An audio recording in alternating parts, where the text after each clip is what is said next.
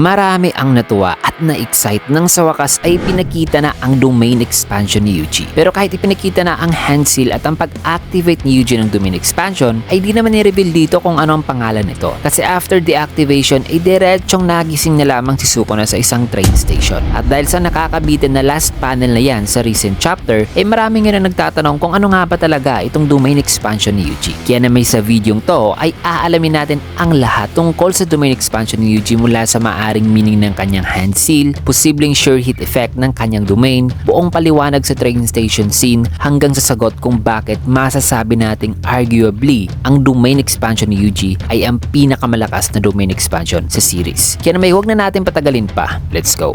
Unahin muna natin dito sa hand seal ng domain expansion ni Yuji. Ang hand seal ni Yuji ay mula sa mudra ng isang Buddhist monk na si Shitigarba o sa Japanese ay si Jizo. Si Shitigarba ay sinasabing guardian of souls na kung saan ay ginaguide niya ang mga kaluluwa patungo sa enlightenment. Kilala din siya sa kanyang vow o sumpang ginawa na hindi niya hihintulutan ang kanyang sarili na mapunta sa Buddhahood o enlightenment hanggang sa di niya mapipurify ang lahat ng nasa impyerno. Kumbaga, pinipurify niya ang mga kaluluwang nasa impyerno dahil sa kanilang masamang gawain noon. At what's interesting mga kaibigan ay sa mundo kasi ng JJK, ay alam naman natin na ang domain expansion hand seals ng bawat character ay binabase kasi talaga ni Gege sa Buddhism. Tulad na lang sa kay Sukuna na ang Malevolent Shrine Mudra o hand sign nito ay tinatawag namang Enmaten, isang hand seal na mula kay Yama, ang King of Hell, which clearly reflects kay Sukuna. At dito naman kay Yuji ay napaka-fit talaga ng kanyang hand seal na pinili ni Gege para sa kanyang domain expansion kasi may similarities ang mindset ni Shitigarba at si Yuji. Sapagkat alam naman natin na ang gusto rin ni Yuji ay ang mabigyan ang lahat ng tao ng normal na kamatayan hanggang sa makakaya niya. Na similar sa kay Shitigarba na ginaguide niya sa enlightenment ang mga kaluluwa. Bukod sa similarities niyan ay si Shitigarba ay kilala din bilang protector of the spirits of aborted children at deceased children. At ang pangalang Shitigarba ay nangangahulugan ding Earth Womb o Earth Storehouse, which is similar din sa character ni Yuji bilang parang isang empty vessel o lalagyan. At nasa kanyang katawan din mga kaibigan ang pina-abort ng mga sanggol na naging curse object na tinatawag namang death paintings. So makikita talaga ang koneksyon nitong dalawa. So ang hand seal ni Yuji na mula sa mudra ni Shitigarba mga kaibigan ay somewhat nagde-describe talaga sa pagkatao ni Yuji. After all, ang domain expansion ay ang reflection naman talaga ng soul ng isang sorcerer. So ngayon na nalaman na natin kung saan galing at saan posibleng in-inspire ang hand seal ni Yuji, ay i-analyze na natin ngayon ang train station scene na to. Kasi marami pa rin ang naguguluhan at nagdadalawang isip kung ang scene na ito ay nasa loob nga ba talaga ng domain expansion ni Yuji o di kaya somewhat ang scene na yan ay nangyari daw pala sa isang ibang realm na kagaya kay Gojo, ang realm ng mga patay. Kasi bakit nasa ganitong form daw si Sukuna? Well, para masagot yan, ibabahagi ko ang thoughts ko sa eksenang yan mga kaibigan. Para sa akin, ang eksenang to ay nasa loob talaga ng domain expansion ni Yuji. At may mga key points ako rito para masuportahan ang claim ko. Una ay ang pagdating kasi nila sa lugar na ito ay nangyari kasi after ng pagbitaw ni Yuji ng salitang domain expansion. At sa buong series ay kapag ka maka-activate ng domain expansion ng isang character, ay after that, ang next panel o ang next scene ay diretso na sa kung saan ay makikita natin kung ano ang nasa loob o kung ano ang domain ng isang character. Pangalawa ay ang editor's note naman sa huling panel na sinabi dito ng editor na this decisive one-on-one heads into an uncharted domain. Meaning, sina Sukuna at Yuji ay nasa loob talaga ng isang domain, which is ang domain expansion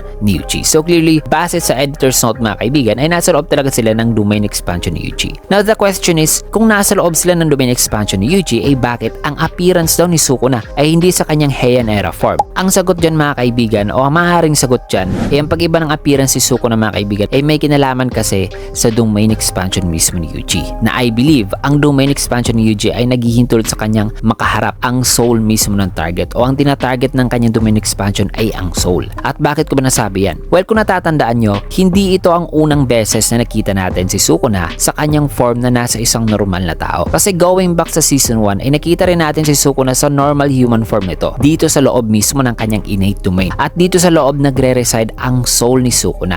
Which means na itong normal human form na Sukuna ay ang soul talaga ni Sukuna. Gaya na lang nung aksidente na nahawakan ni Mahito ang katawan ni Yuji, na aksidente niya rin nahawakan ang soul ni Sukuna, ay dito natin noon nakita mga kaibigan na ang nakaharap ni Mahito na ang soul ni Sukuna ay again nasa normal human form. Which means ang Sukuna na yan na makikita natin sa domain expansion ni Yuji ay ang soul talaga ng King of Curses. So malaki ang chance na ang domain expansion talaga ni Yuji ay tumatarget talaga sa soul ng kalaban kasi reasonable lang talaga na ganito ang domain expansion ni Yuji kasi kung gustong talunin ni Yuji si Sukuna ay kailangan niya talagang paslangin ang soul lang ni Sukuna upang hindi madamay si Megumi. Kasi kung ang domain expansion ni Yuji ang klase ng domain expansion na may sure hit effect na guaranteed na tinatamaan talaga ang target without targeting a specific soul ay siguradong mamamatay din talaga si Megumi kasi katawan niya ang gamit-gamit dito ni Sukuna. Kung kaya't masasabi ko talaga mga kaibigan na kagagawan ng domain expansion ni Yuji kung bakit nasa normal human form si Sukuna kasi nga ay ito ang soul ni Sukuna na kausap ngayon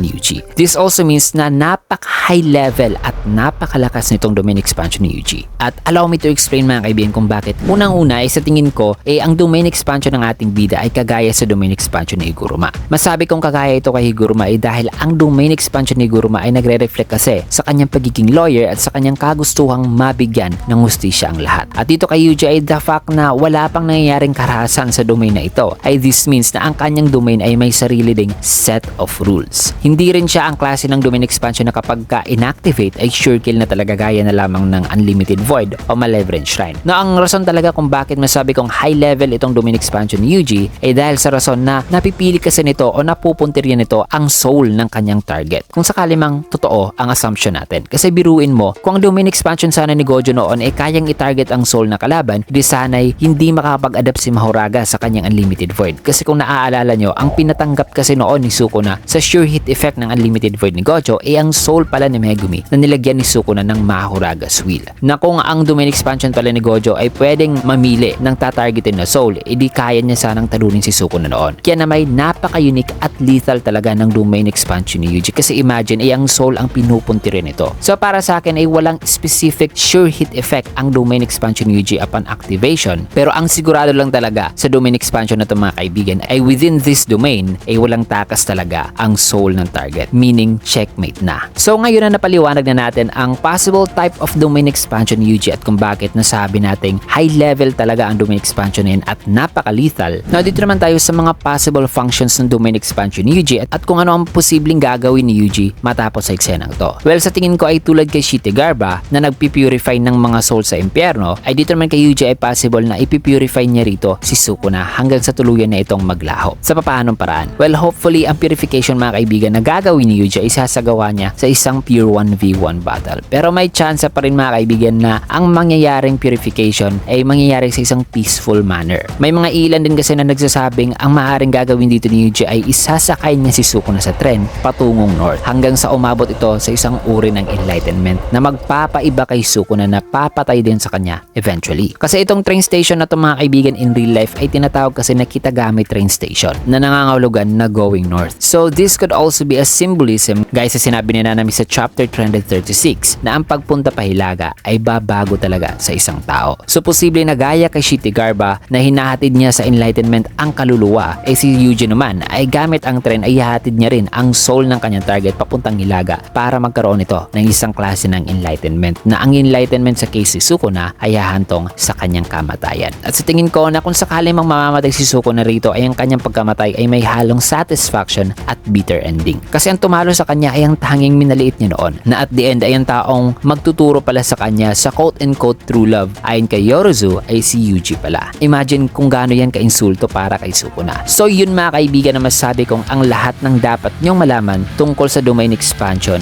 ni Yuji. At kung bakit napakalakas nito mga kaibigan na arguably the strongest domain since na ang soul ang pinupuntirya ng domain expansion. So kahit teorya pa lamang yan mga kaibigan ay sana'y medyo may natutunan din kayo kahit papano. Kaya naman kung nagustuhan nyo ang ating video ay kinagat a like, comment, follow, subscribe na rin for more videos like this. Maraming salamat and see you guys again on my next video.